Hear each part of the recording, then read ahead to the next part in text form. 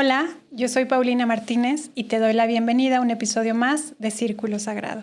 El día de hoy retomaremos el estudio de la astrología como herramienta de autoconocimiento, recordando que la astrología no predice, sino revela.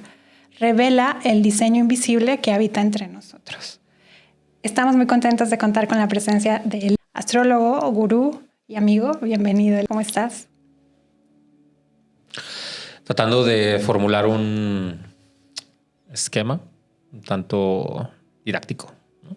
Vamos a retomar los aspectos que quedaron de la vez pasada y vamos a tratar de ver cómo están los arquetipos y qué cambios vamos a tener para el próximo año, ¿no?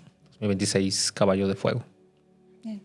Hoy queremos invitar a nuestra audiencia a mirar más allá del signo solar. El signo solar es aquel que podemos encontrar con nuestro día y mes de nacimiento. Y a mirar la carta natal como un espejo del alma, un espejo que más allá de definirnos nos recuerda quiénes somos, siendo el mapa natal un lenguaje vivo de la conciencia. Y aquí entramos a temas más profundos. ¿Cómo es que cada planeta representa una función psíquica? Bueno, hay que entender que nosotros en ocasiones con nuestro antropocentrismo podemos separarnos de las influencias que podemos tener. Casi siempre el ejemplo más predecible es la luna. La luna nos puede regular las mareas, nos puede regular el agua que nosotros tenemos, nos puede regular aquello que nosotros emocionalmente estamos aptos. Y lógicamente, si algo tan emocional como puede ser la luna, también tenemos la perspectiva de la relación de la Tierra con el Sol, que nos da las estaciones, primavera, verano, otoño, invierno. Y si tomamos en cuenta cómo podemos tener el efecto electromagnético de un planeta tan enorme como puede ser Júpiter o Saturno, cómo el sistema solar, que tiene tanta variedad en sus planetas, y específicamente este sistema solar es muy especial porque alberga vida. Entonces, si nosotros le damos la importancia de la zona segura, es decir, la zona en la que el agua no se evapora ni tampoco se congela. Y también nosotros tenemos la atracción de los meteoros, que como habremos sabido de los dinosaurios, Júpiter los atrae junto con el Sol. Entonces, son muchos parámetros que en ocasiones las personas pues pueden haber un antropocentrismo, una forma en la que el hombre es el centro del universo y pues olvidamos que tenemos satélites, tenemos otros planetas, tenemos cómo estos campos electromagnéticos se van afianzando y cómo tienden a unirse. ¿Cuáles son los planetas más importantes que deberíamos considerar cuando alguien busca conocerse? Pues lo primero es tener tres básicos. Casi todos saben el signo solar, el signo lunar y el ascendente. Posterior a esto, entonces ya tenemos cada arquetipo, que tenemos el signo mercurial, el signo venusino y después los transpersonales, ¿no? O sea, es decir, cuando nosotros tenemos la generación de Júpiter cada año o Saturno dura más o menos 2 años y medio en cada signo y después tenemos ciclos ya largos, como puede ser Urano de 7 años o Neptuno aproximadamente 13. Plutón tiene una órbita muy irregular y puede ser desde 12 hasta 20 y tantos años. Entonces, cada esto nos va indicando un arquetipo. Cuando nosotros nos aproximamos, entonces vemos generaciones completas. Si tú analizas una carta, es importante que analices en qué posición y en qué etapa de la vida está cada persona.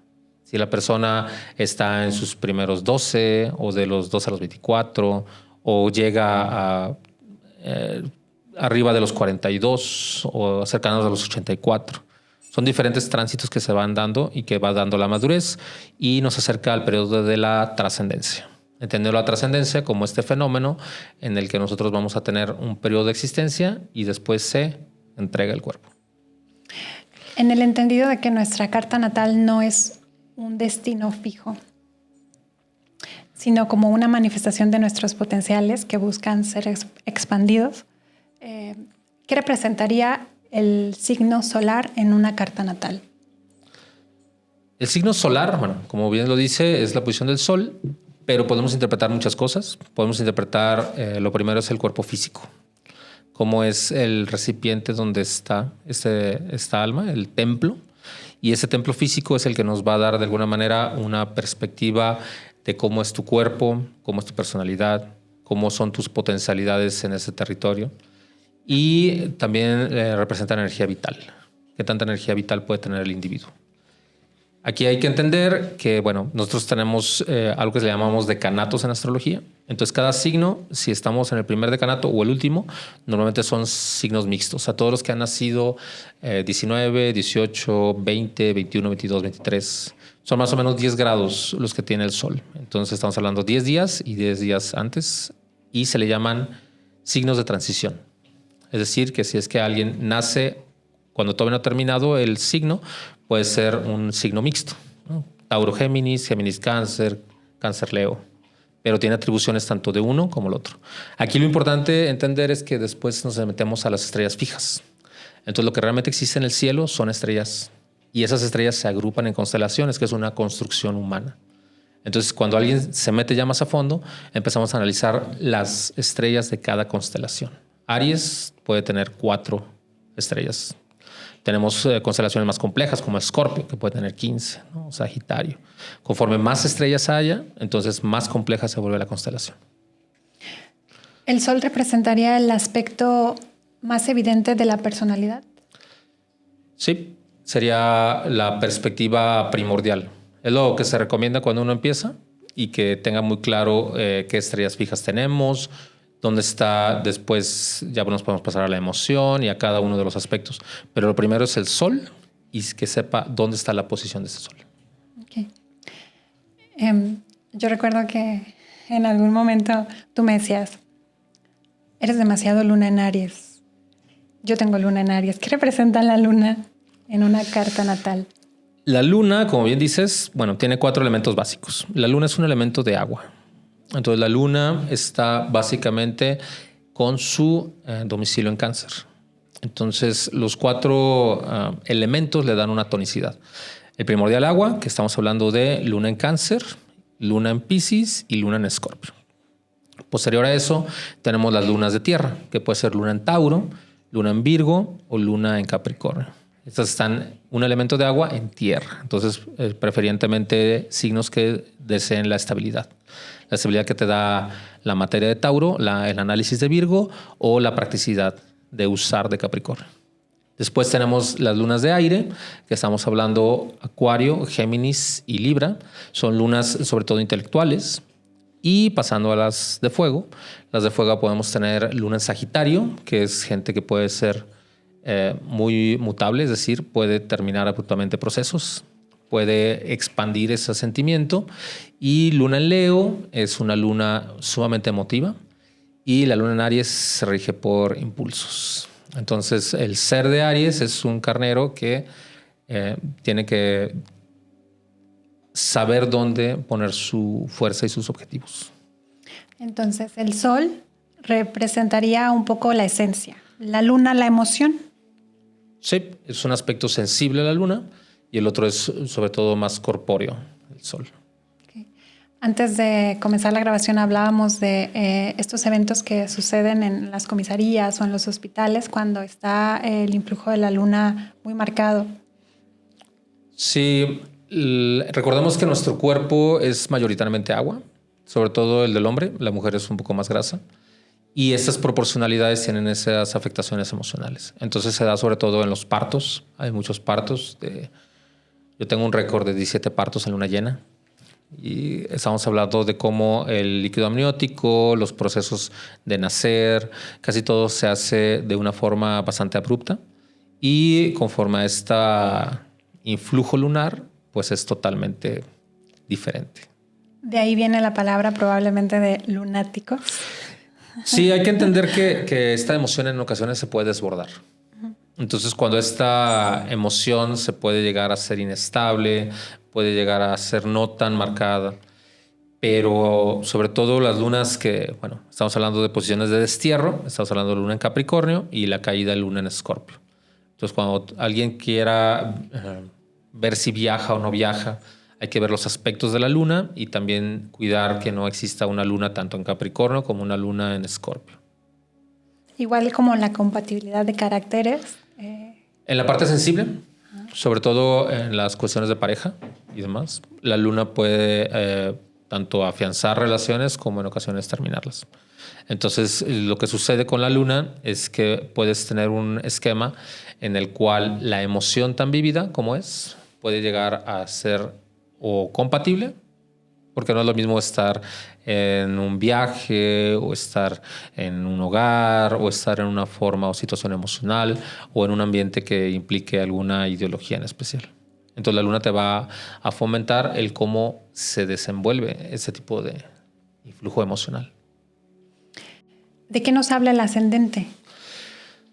El ascendente para algunas astrologías es más importante, para algunas no tanto, pero lo importante es entender que nosotros tenemos un trayecto en el día donde en el punto geográfico donde nace la persona sale el sol. Entonces ese punto donde nace el sol y donde se oculta es un trayecto. Entonces el punto donde sale le llamamos ascendente y el punto donde se oculta estamos hablando del descendente. Entonces este trayecto nos habla del cielo y cuando se oculta el sol tenemos en la parte inferior el bajo cielo. Entonces, lo habíamos dicho en el anterior, que es la parte que se muestra y la parte que se oculta. Para todos los que sepan su ascendente, pues dividimos el zodiaco en la mitad y la mitad va a estar en el cielo y la otra mitad en el bajo cielo. ¿Qué otro planeta consideras importante para auto-observarse? Bueno, aquí hay que entender varias cosas. Actualmente la humanidad está teniendo muchos cambios. Estamos teniendo sobre todo el cambio de Plutón en Acuario y estamos hablando de un proceso de 248 años.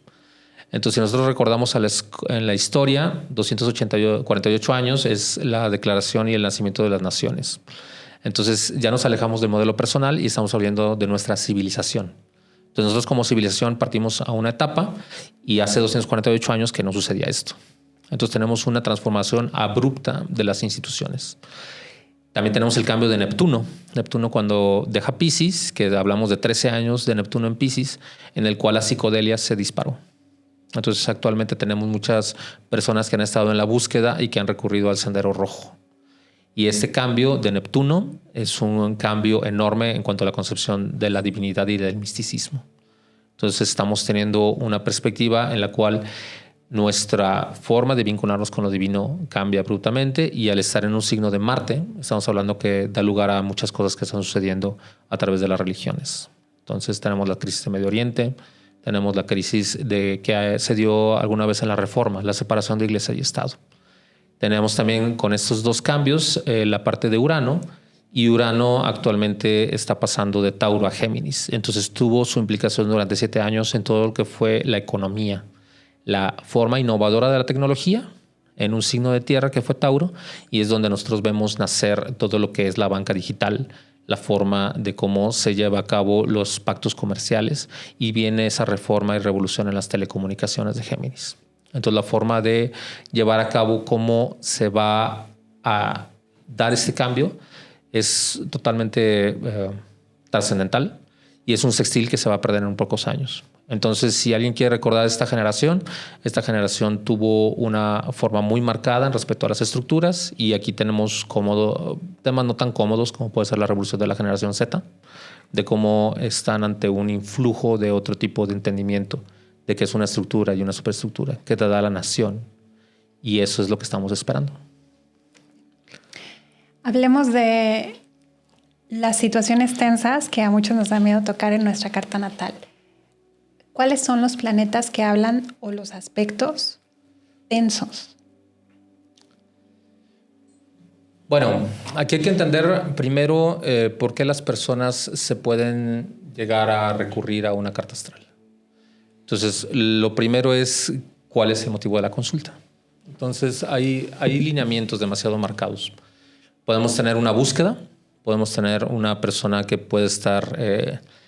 Lo que se recomienda más es cuando nacen los primeros bebés. Entonces, el motivo de la concepción. Aquí se saca cómo es la compatibilidad de los padres. Ese origen es el primer contacto de un recién nacido con la astrología. Hasta que ese niño no gane su independencia, entonces ya tenemos principalmente los temas románticos de la juventud, el encontrar pareja y demás. Y después viene el tema de la adultez, porque alguien puede llegar a recurrir a un astrólogo. Normalmente esos son temas principalmente del arte, de la forma monetaria, de cómo se hace la prosperidad. Y el tema más recurrente con personas que van a terminar su vida es el tema de cuándo se van a ir, cuándo desencarnan. Entonces, cada uno de estos son aspectos que la persona puede a veces aceptar o no aceptar. Cuando puede tener algo que le sirva o que se confronte a procesos que todos nos vamos a ir, ¿no? Entonces, ¿cómo va a ser la muerte de cada quien? ¿Cómo va a ser la vida de cada quien? ¿Cómo va a ser el nacimiento de una nueva persona?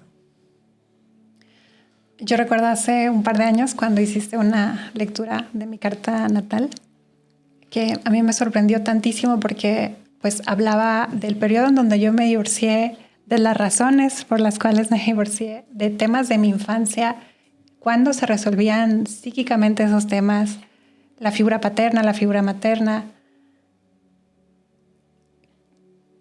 Y este conflicto que de alguna manera se vive a nivel emocional se puede reflejar en estos aspectos tensos, que es, de alguna manera son las cuadraturas. Cuéntanos. Sí, bueno, aquí lo importante y que ya lo hemos hablado es primero identificar la posición planetaria. Después de esta posición planetaria tenemos lo que nosotros le llamamos cómo está conforme al zodiaco. Pero en la carta en su conjunto tiene que ver sobre todo con la geometría pues, astral. Estamos hablando sobre todo de retomar la geometría de los vectores. Entonces, para cuando todos han visto cómo es una forma de fuerzas, cuando nosotros tenemos una cuadratura, es decir, que hay un choque de 90 grados o una composición de fuerzas, entonces esto produce una desarmonía. Lo mismo sucede con las oposiciones. Entonces, cuando nosotros tenemos esta confrontación, las influencias planetarias empiezan a tener una forma de poder confrontarse. Y esto nosotros le llamamos que son aspectos apremiantes, es decir, la influencia de cada planeta nos va a poner un reto, un conflicto. Esto también, cuando nosotros tenemos una posición en la cual es de 60 grados o de 120, que pueden ser los sextiles o los trígonos, cuando nosotros tenemos una relación de 120 grados, entonces eso en ocasiones los famosos choques que no les pasa nada a los carros, ¿no? Porque estas fuerzas no se confrontan, sino que se alían. Entonces, si ustedes ven en su carta astral un triángulo equilátero o una posición que tenga 60 grados, son los sextiles, estamos hablando de posiciones geométricamente compatibles o incompatibles. Aquí depende mucho de las personas y cómo se lleve a cabo su relación de su carta. Nosotros tenemos cuando está la posición de cuadratura, que normalmente es un gran cuadrado. Eso le llamamos que están en confrontación y tienen la característica de ser o fijos o cardinales o mutables. Es decir, este cuadrado te va a influir en aspectos que tú tienes un reto que hacer. Y el meterte a esa perspectiva que son introspección, trabajo interno, demás. También hay personas que pueden tener muchos atributos, pero que estas alianzas en ocasiones tienden a no querer desarrollarlas o demás. Y ahí hay que ver en cómo influye en la persona. Yo he visto personas que tienen cartas muy, muy, muy evolucionadas y quieren descansar. Pueden estar en el gozo, pueden estar en otro tipo de cuestiones. Y aunque tengan los atributos y las potencialidades, tienden a no desarrollarlos en ocasiones. Entonces, esta es una relación en la que puedes estar tanto queriendo pues, llevar a cabo tus procesos, poder sacar estas armonías o también trabajar sobre tus retos personales. Y eso es lo que nosotros le llamamos las desarmonías que pueden llegar a tener. Por lo tanto, estas desarmonías o estas dificultades realmente tienen pues un propósito oculto que es expandirnos, ¿no? Si las integramos y podemos como confrontarlas, porque en mi experiencia, mientras más resistencia yo oponía ante una dificultad, pues más se agudizaba el dolor, el sufrimiento, la incertidumbre. Y ya he medio aprendido a fluir incluso en la incomodidad. Y de hecho, para mi sorpresa, cuando encaraba una situación difícil, luego operaba un mecanismo de compensación que yo he aprendido que la vida premia a los valientes. Las decisiones más difíciles que he tomado en mi vida, enseguida venía como un regalo y la satisfacción de pues haber sido valiente o lanzarme al vacío muchas veces Y creo que ahí es donde está el regalo de la cuadratura o del aspecto difícil, este potencial de expansión de la conciencia. Sí, aquí lo primero que se recomienda cuando uno está en presencia de su carta astral es identificar qué aspectos y qué lo pueden componer. Entonces, si nosotros tenemos formas en ocasiones que puede ser cuadraturas o oposiciones con el sol, entonces es una indicación de cuidar el cuerpo físico. Cuidar el sol es básico. Si tú tienes una cuadratura, para todos los que nos están viendo que ya sepan dónde está su sol, pues necesitan ubicar la posición en el zodiaco. Entonces, si nosotros tenemos una cuadratura de lunas, entonces hay que cuidar el aspecto emocional. Si nosotros tenemos cada uno de los planetas, es un parteaguas para saber cómo está y sobre todo cuándo ejercer o no la voluntad. Esa es sobre todo la orientación que nosotros podemos dar. Si algo surge de todo este análisis es cuando te consultan y cuando puedes asesorar a alguien y decirle cuándo hacer una cosa o cuándo no. Cuándo pueda tener cuidado, cuándo pueda estar. Y realmente es una consulta que necesitas adentrarte dentro de la persona. Muchas personas están muy atentas en ocasiones que nosotros seamos algo así como alguien que está no en un plano de análisis, ¿no? Y si algo tiene la astrología es mucho análisis. Necesitas adentrarte a la persona, qué le está sucediendo, dónde está cada uno de sus influencias y a partir de esas influencias poder estructurarlo. Si nosotros estructuramos a la persona, entonces vamos a poder tener ese don de consejo. Que en ocasiones, yo recuerdo un paciente, ¿no? Que después de explicarle todo y demás, me preguntó, ¿y cuándo vas a sacar tu bola de cristal? ¿No? Y yo le dije, bueno, o sea, aquí se trata de que tú ganes tu independencia, de que tú comprendas cuáles son los elementos y puedas jugar y poder estar interpretando tu propia carta astral. Entonces se aleja mucho de lo que puede ser a veces sensaciones o imágenes o demás. Es más bien un proceso de análisis y que ese proceso de análisis se pueda interiorizar y que puedas elegir conforme a este análisis. Alguna vez una clienta me compartió que acudió con un astrólogo y pues le habló de ella mucho más de lo que ella misma sabía. Y me contaba, y cuando vi su computadora, había un círculo con dibujitos. Dice, yo creí que estaba leyendo. Y justo es lo que dices, ¿no? Pues es una herramienta que requiere mucho conocimiento y profundizar en la persona a través de la interpretación de los códigos. Sí, lo que sucede aquí sobre todo es que cuando nosotros tenemos este tipo de influjos, podemos llegar a veces a meternos a la persona, cómo está sintiendo, cómo está teniendo este tipo de cuestiones. Entonces, como bien dices, ¿no? O sea, hay programas que yo recomiendo ampliamente, como el Kepler. Son programas ya en la computadora que vas a tener esta forma y vas a empezar a leer, pero es en otro lenguaje. Es decir, si tú tienes un paciente y ya sabes que va a tener un tema recurrente que puede ser la reproducción. Entonces, la reproducción en astrología está bien mediada de los 12 a los 24, de los 24 a los 36 o de 36 a 48. Y cada aspecto que puedas tú interpretar en una figura geométrica, entonces la estás trasladando a una interpretación. ¿Qué es lo que te está simbolizando en la vida de la persona? Y cómo posteriormente a esta interpretación, entonces nosotros podemos tener más o menos influjos. Eso es lo que nosotros tratamos sobre todo de poder orientar a la persona. ¿La carta natal cambia? La carta de nacimiento no, porque estamos teniendo factores. Estamos teniendo el lugar de nacimiento, la hora de nacimiento y la fecha. Pero cuando nosotros tenemos esta forma de poder tener que esto fijo o estático en una carta, vamos a tener un movimiento a través del tiempo. Entonces, cada proceso de envejecimiento lo vamos a ver en un proceso dinámico. Entonces, la respuesta es, la carta de nacimiento es estática, pero esa se va a dinamizar. Actualmente lo que estamos sobre todo estudiando es comparar la carta de nacimiento con la carta de deceso. Entonces, si uno analiza cuándo nació la persona y cuándo dejó el cuerpo esa persona, entonces estamos encontrándonos todos los tránsitos que tuvieron desde que llegó hasta que se fue. Entonces, alma, ¿cuál fue su trabajo que hizo a través de ese proceso? Los tránsitos nos hablarían, por lo tanto, como de estos eventos a los que volvemos recurrentemente, pero por ejemplo, yo vivo una dinámica a los 20 años, tal vez de una manera impulsiva, a los 40 probablemente, si integré el aprendizaje, puedo vivirlo desde la sabiduría. Sí, claro. Lo que es importante aquí es entender que cada aspecto que tú tengas en el aspecto de nacimiento va a ser una potencialidad a desarrollar. Entonces, si tú tienes esa potencialidad de desarrollo, vas a planear cómo vivir ese proceso, cómo vas a madurar, qué vas a hacer durante tu vida, cómo te vas a enfrentar a la vejez. Hablábamos, supongamos, de la perspectiva psicológica, ¿no? La vez pasada. Y yo recuerdo mucho las etapas psicosexuales de Freud.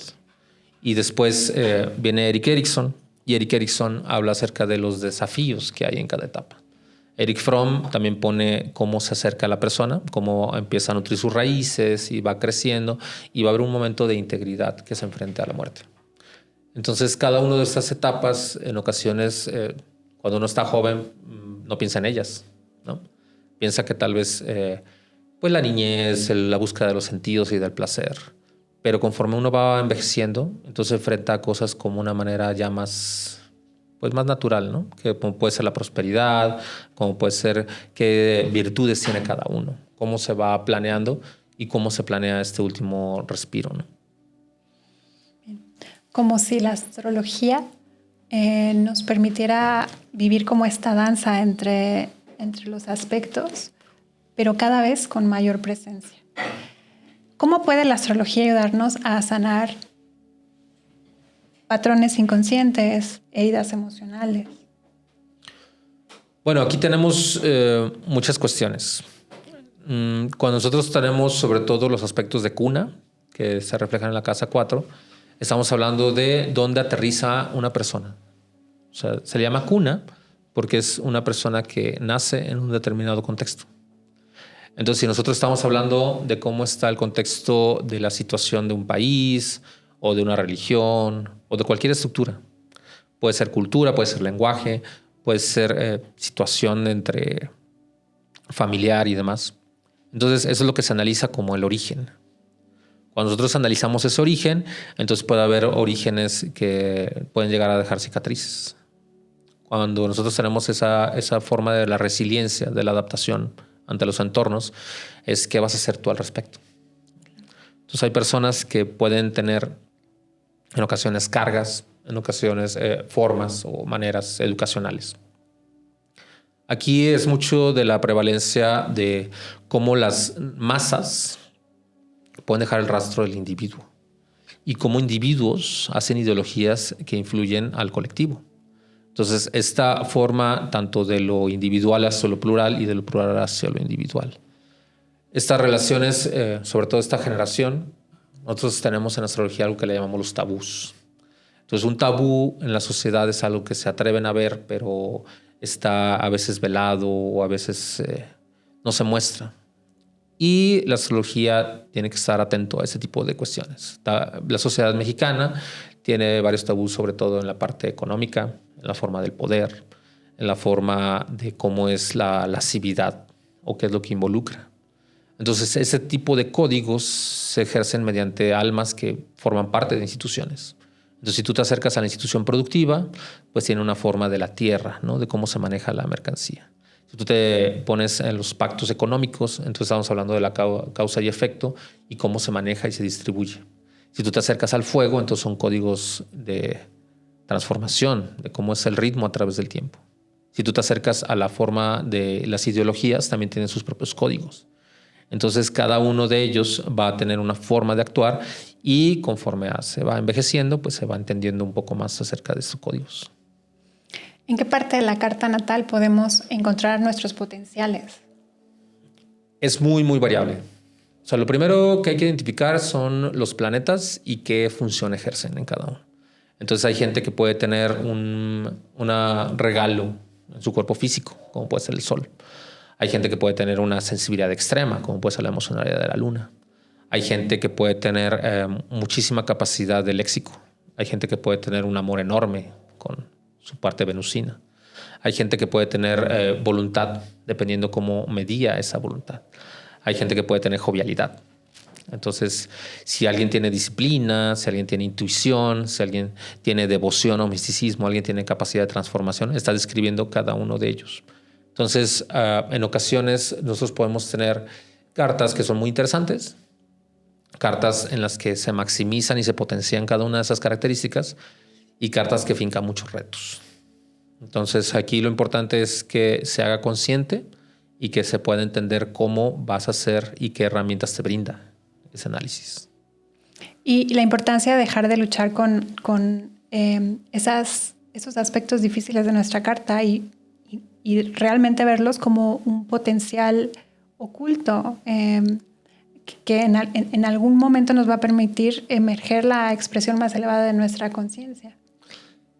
Sí, aquí es un tema muy trascendental porque cada cultura tiene una función de qué es esta existencia. Entonces, las culturas a través de las instituciones pues tienen una explicación y qué es para cada quien. Para la cultura material, pues eres un consumidor.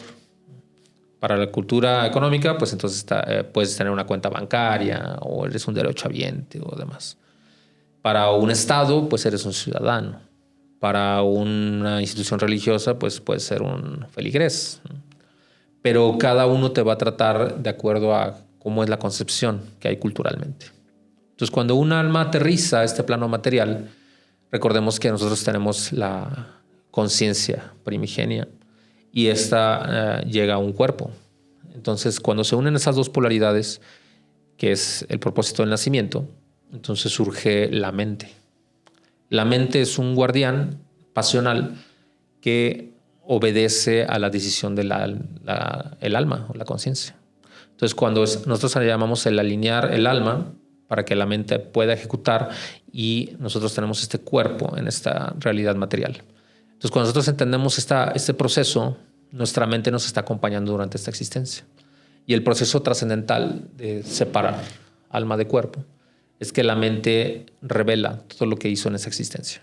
Y a través de esa existencia, entonces, el alma vuelve a su origen y el recipiente, el cuerpo, se regresa a la madre. Entonces, este fenómeno, nosotros podemos ver gente que puede tener el regalo de la longevidad, vivir mucho tiempo. Aquí tenemos mucha perspectiva del factor genético. Se sacan las cartas de los padres, de los abuelos y demás. Porque también las familias tienen sus códigos. Tienen código alimenticio, tienen código genético. Y podemos ver si la persona es apta para vivir 100 años o más. Entonces, un saludo a todos los que han corregido sus patrones y que hayan tomado como medida de salud la longevidad de sus cuerpos. Como consejo, ¿cuál es el planeta o aspecto que recomendarías que puntualmente estudiara una persona que desea utilizar la astrología como herramienta de autoconocimiento? La astrología tiene muchas etapas. Entonces, las astrologías primigenias, como puede ser la astrología en la China, o astrología hindú, o astrología egipcia o mesopotámica, o también mesoamericana, tienen un preámbulo hasta Saturno. Entonces, cuando nosotros llegamos a Urano con su regente Acuario, se le da la perspectiva de ser el planeta de la astrología. Entonces, el caso de Urano, que representa la innovación, representa el estudio, representa la forma intuitiva. Nosotros tenemos como la astrología después de la Revolución Industrial, ese planeta como el máximo exponente de la astrología. Pero también tenemos aspectos que surgen también con Neptuno y con Plutón. Actualmente la astrología necesita madurar porque después de Plutón se descubrió a Eris, la perspectiva de la discordia, y Sedna. Entonces actualmente tenemos más de 20 protoplanetas como Plutón. Tenemos a Orcus, tenemos a Varuna, tenemos a Make. Son muchos semejantes que se descubrió algo que se llama el anillo de Kuiper. Entonces un saludo a todos los astrólogos que necesitamos ponernos a estudiar, porque el analizar únicamente hasta Plutón, estamos dejando de lado el siguiente anillo. Así como tenemos un anillo entre Marte y Júpiter, tenemos más fragmentos en los que tenemos más asteroides, más protoplanetas y tenemos la nube de Oort. Entonces, mientras más nosotros comprendemos el sistema solar, más nos surgen variables y variaciones. Entonces, lógicamente, está muy bien que comprendamos Saturno, que comprendamos Urano, Neptuno, Plutón, pero después tenemos muchos más datos. Y en la astrología actual también tenemos satélites de cada uno de esos planetas. Entonces, un planeta puede tener sus variaciones y el próximo reto que estamos queriendo lograr, que haya vida y que haya nacimientos que no sean de este planeta. Entonces, ¿cómo vamos a calcular nosotros un nacimiento que puede ser en la Luna o en Marte o en otra parte del sistema solar? Porque son otras variantes que nosotros vamos a tener. Y este modelo en el que todos vemos una carta astral que está impresa, necesitamos empezar a entender que hay planetas que tienen sus inclinaciones. Entonces nos tenemos que aproximar al modelo tridimensional. El poder verlo y entender que el Sol no está estático y los planetas no están alrededor de él, sino que el Sol también está haciendo una trayectoria alrededor de la galaxia. Y esta galaxia también está en movimiento. Entonces son muchas cuestiones que necesitamos estudiar, que necesitamos complementarnos y que tenemos que analizar las civilizaciones y sus etapas. ¿Qué nos puedes contar de Quirón, que desde la mitología griega representa a un minotauro que habla sobre el sanador herido?